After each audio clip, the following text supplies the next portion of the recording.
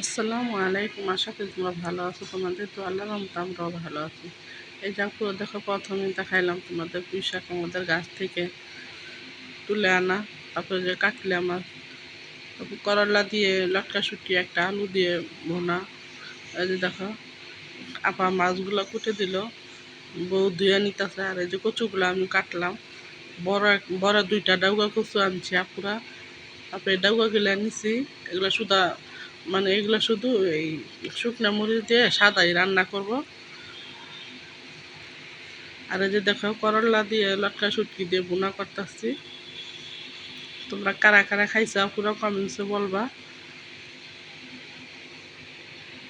আর এই যে পুঁই শাক দেখাইলাম, পুরো পুঁই শাক দিয়ে বল মাছ দিয়ে মনে করো রান্না করবো।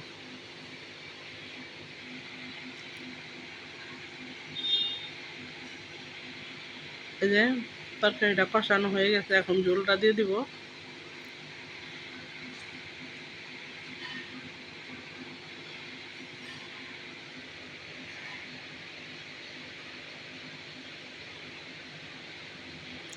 নিজেদের গাছের পুঁই শাকটা পুরা, এই জন্য মন দেখো একদম মমের মতো গলে গেছে। নিজেরা খাইয়া পুরা, আবার আশেপাশে আমাদের বাড়ির সবাইরে দিয়ে দিয়ে খাই।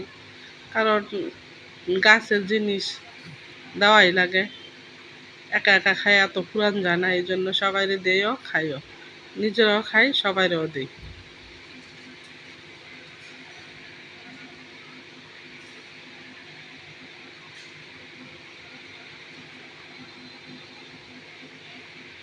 আর এই যে দেখো, তোমাদের ভাইয়া মাছ নিয়ে আসছে, ইলিশ মাছ।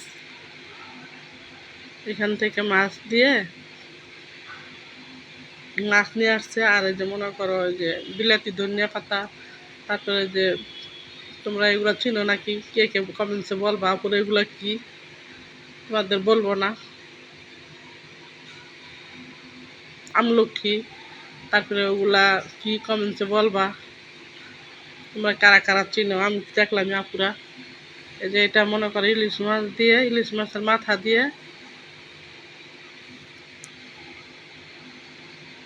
কচু দিয়ে রান্না করব। তোমাদের তো বললাম ডাউকা কচু আনছি দুইটা।